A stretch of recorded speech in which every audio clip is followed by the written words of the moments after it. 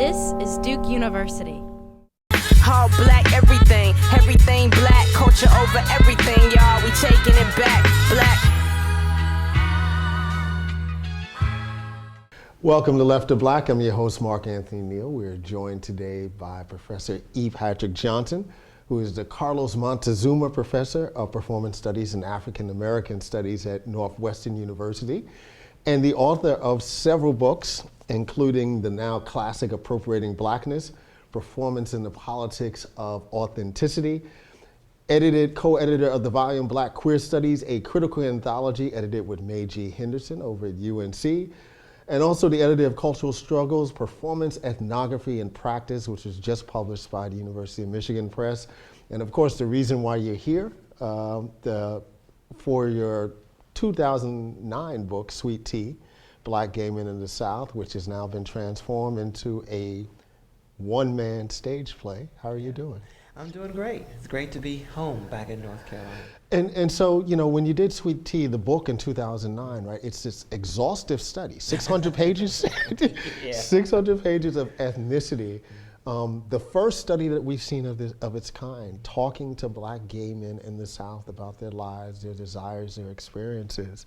No one who's read that book has not come away with it just incredibly moved, you know, by what you captured in it. And now you've taken this, you know, after some work and over a course of years and transformed it into this stage play. How's it been so far? Yeah, it's been a journey actually for me, a journey in the sense of getting the book done and then turning it into a stage reading and then turning it into a play. And then the different versions of the play. You know, this version here in North Carolina is actually the fourth version and the fourth director of the play. But I think this version feels like the one that it was meant to be, yeah, in terms of simplifying a lot of things. Our first version, which was beautiful, that premiered in Chicago, had a very elaborate set, beautiful bottle tree. Yeah. And I love my first director, Daniel Alexander Jones. But we wanted to have a version of the show that could tour easily. Yeah, right. And so we couldn't transport a big tree from place to place. So it's a very simple set. And I think the stories pop in a way that they haven't before. But also another really big difference is my story has been amplified in this version of the show. You know, when the book first came out, and you know what this scholarship piece is like. You write a book, and it's always your expectation that it's going to have a dramatic impact, right? I mean, the best scholarship, you know, either fills gaps or has such an impact that it creates a ripple that creates all these other kind of gaps. I mean, there's a way I think that Sweet Tea did both, and you could have been absolutely satisfied. You know, with the success and the influence of the scholarly piece. But why the need to transform it into this other vehicle? Well, you know, the thing for me, I don't think that my performance work and my research are mutually exclusive. Yeah. One dovetails into the other. They're different platforms, yeah. And they feed one another. You know, I wasn't thinking about a performance when I started doing these interviews, but it was sort of I guess a year into doing the interviews that I felt that the stories needed to live in a different medium. That, you know, the book would be one kind of archive, a kind of written archive, and the performance would be a more corporeal archive, an embodied archive, if you will. And the first stage reading actually was, there was an intellectual question driving how that performance would live in the world. So I was thinking, you know, what would it be like for me to embody these men's voices, because it wasn't really their entire body, it was just the voice. What are the politics of that? Yeah. What are the ethics of that? Yeah. Of staging these stories in their absence. So I put together a stage reading that really challenged me to be honest about the ethnographic process. So I didn't really want the audience to totally suspend disbelief. Yeah. So I play a little clip of the original interview so the audience gets to hear the man talking in his own voice, right, right. before I start performing it. And so, you know, I've always felt that my research and my performance work hand in hand. Okay. Always, you know, because sometimes things come to me as an essay, Yeah. but it won't stay an essay. It'll find some performative element to it. And sometimes things come to me as a show, and I end up writing about it later, Yeah. which I hope to do with Sweet Tea as well. We're here on the Left of Black set with E. Patrick Johnson, the Carlos Montezuma Professor of Performance Studies and African American Studies at Northwestern University. We're talking about his book, now transformed into a one-man stage play, Sweet Tea, Black Gay Men of the South. So you're up at Northwestern. You talked about the first stage reading of the book as, you know, in Chicago. It's one thing to talk about black gay men in the South in Chicago, right? It's another whole thing to talk about black gay men in the South in the South. And you know, your upbringing in Hickory, North Carolina, which is a big part of this new version of the stage play. Talk about what the reception has been among Southern audiences, and particularly those folks closest to you who've had the chance to see the play or spend some time with the book. Yeah, it's been interesting because, you know, I don't know if maybe 10 years ago, North Carolina would have been ready, you know, for Sweet Tea. And if we consider the amendment for a couple of years ago, right, they may not still be ready, right? Right, absolutely. But, you know, change is not about being ready. It's about, you know, moving us forward. We have to go when the fire is hot. And I think that the show has been wonderfully received. You know, I had done the show, or the stage reading, I should say, at my first HBCU, Jackson State in Mississippi, where it was very well received. I've been invited to perform the show at Morehouse in March, and I'm giving a talk at Spelman.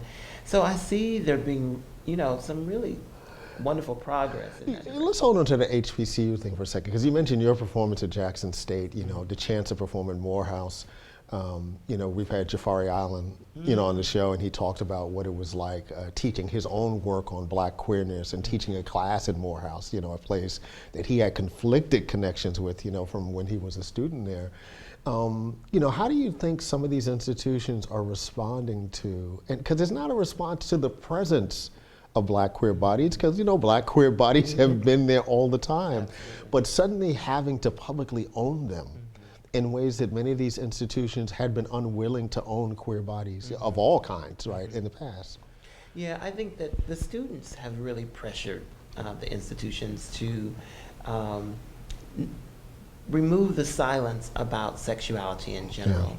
You know, in the same way that it was students on the front lines for AFAM departments, Black Studies departments, you know, all those takeovers in the 60s and 70s, you know, these queer students of color on these campuses have really been at the forefront of challenging faculty and administrators to recognize that as long as you are silent about these issues around sexuality, we're going to continue to press you. And I think it's once they realize that they might start losing students because of that. It's economic reality. Yeah, absolutely. Because I think, you know, some of the other institutions who have long since had gender studies programs and departments and sexuality studies, these things that they've been talking about for years, but the HBCUs haven't. And it's time. It's been time. But I think students have been at the forefront of that. And, you know, one of the reasons why I really wanted to break into that market, if you will, in terms of being able to go to these campuses, and I offered to do it for free. I mean, I felt that strongly about it, is because the students need to hear and see someone who's not hiding, who's not, you know, ashamed of being openly gay, because they need that affirmation. Because if I had had that affirmation when I was their age, I may not have had some of the struggles that I had in my own life. There are a few things in the new version of the play that were particularly poignant. The E. Patrick Johnson Day in Hickory. celebration of your PhD, and you talk openly about being an overachiever, right? Because of the fear that at some point, you'd be found out, right, in terms of your sexuality. And then the piece about your mother, when you finally come out to your mom, and she just kind of matter-of-factly recognizes what you said and moves on, right? But you go through this period, right, until, you and your partner come together publicly, right? Where she goes through a process of coming out as your mother, right, after not quite knowing what to do with who you were at that very point in time. Talk a little bit about the dynamics of that, but also how difficult it was to weave that into this new narrative, right? Because, so much of earlier versions in the book were you bringing these other men to life. Your life is the centerpiece, really, of this new version of Sweet Tea. Yeah, what started out as a conceit for the play ended up not being a conceit. It ended up being the truth through the process. Because when we moved from a stage play to a stage reading to the play, there had to be some kind of through line. And Jane Sachs, who's my producer at Project Ann, she said, we really need you to tell your story. And I went kicking and screaming because I did not want to put my life on blast in that way. And I didn't want to, not because I was ashamed, it was because I didn't want to deal with some of the emotional stuff that I hadn't dealt with. Wow, right. And then I realized I had asked of these men the very thing that I was hesitant about doing. Right. And that's intimated in Countess Vaughn's comments, right? This is really about you working it, right? This ain't about Countess, right? This is about E. Patrick, right? Right, exactly. Yeah, he says, you don't want to hear my story, you need to tell your own. So I really wrestled with that, and when I sat down to write my story, it just peeled away stuff that I hadn't dealt with. And so it took me back to, E. Patrick Johnson Day in my hometown, and the fact that I was not out to any of them, not even my mother at that point. And how, if that moment had been restaged and I had come home as an openly gay man, would they have even had it at all? Would they have even celebrated my day? And so that was really challenging for me. And then with my mother, it was really interesting. My mother turns 83 this year, so she's of a certain generation. She, though, has really transformed in terms of issues around sexuality, and it was our commitment ceremony that was a turning point. I never thought that I would hear my 80-something-year-old mother refer to my partner as my partner, or as her son. Wow. And one funny thing she said to me recently, which really indicates how far she's come.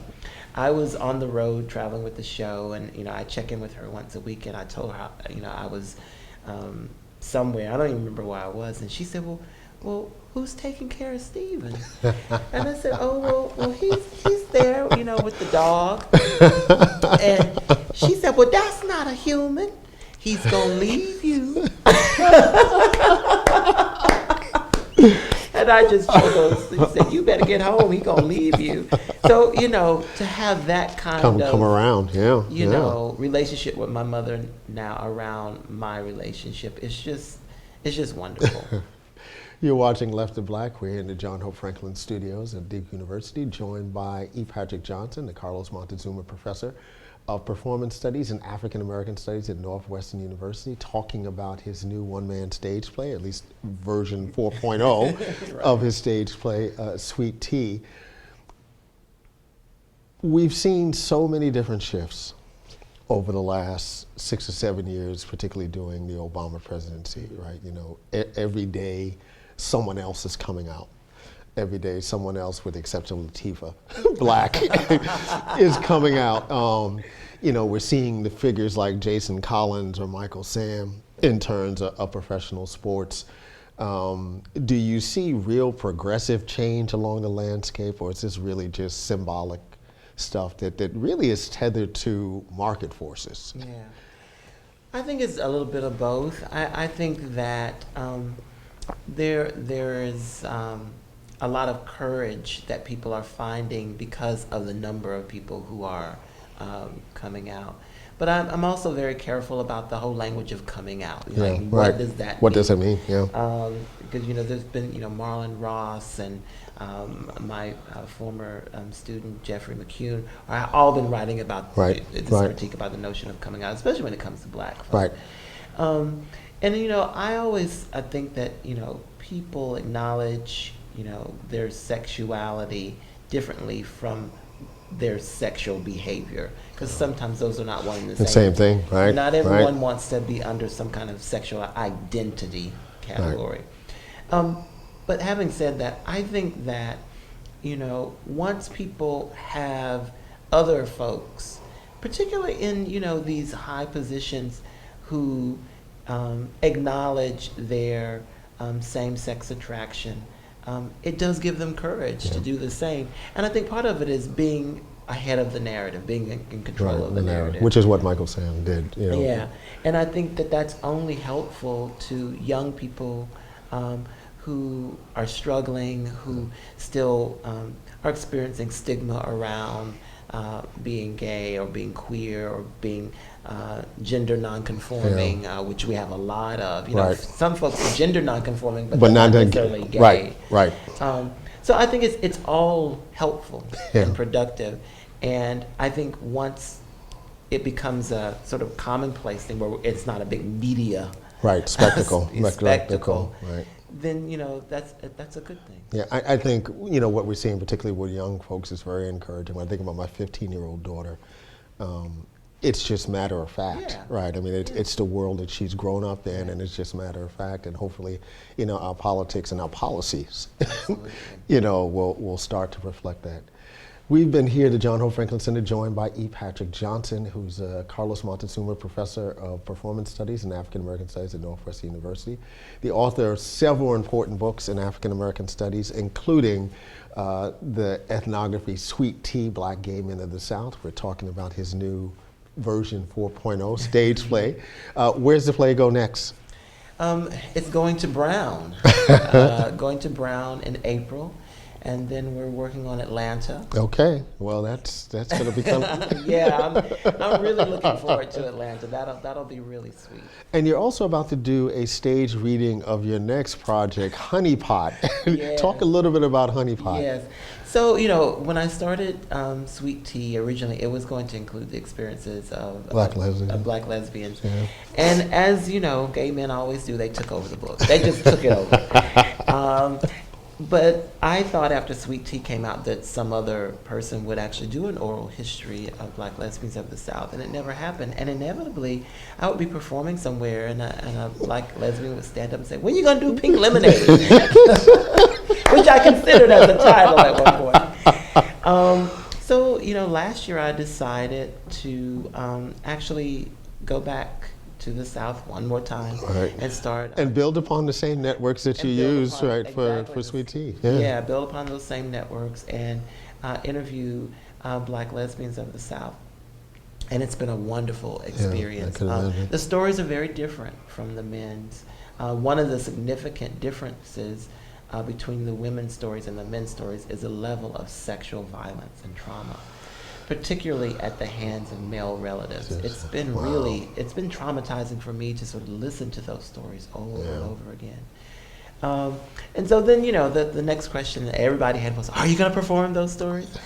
And originally I was, but then I thought maybe for this project, I'll hear the stories on other bodies. And so the stage reading, which is happening on February 28th and March 1st over at the Sonia Hainstone Black Cultural Center at Chapel Hill. It's going to have 5 actresses. One of them local, Sylvie Anderson Tompkins, who's an old friend actually. We were in undergrad and graduate school at Chapel Hill, but she's now an administrator over at UNC.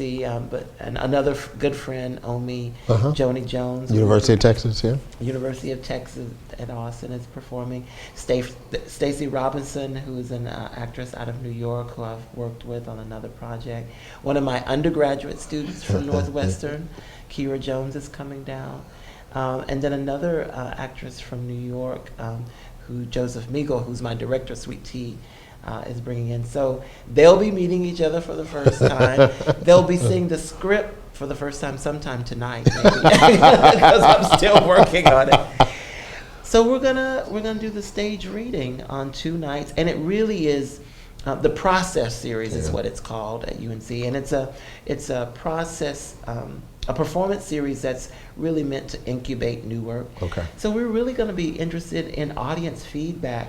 After the reading, we're going to ask the audience what worked, what didn't work, what stuck out for you. You know, I'm so excited, and I don't know for sure if I'm going to perform the stories. I wanted to see it on other bodies first, but I might. You know, and I have sort of done little snippets for talks from the performances, but the stories are wonderful. Yeah. We've been joined by E. Patrick Johnson. Thank you for joining us today, E. Patrick. My pleasure. Black lights and Bruce burn when I record for Watts, and every black like Troy Davis who never had a fair shot. All black everything, everything black, culture over everything, y'all, we taking it back.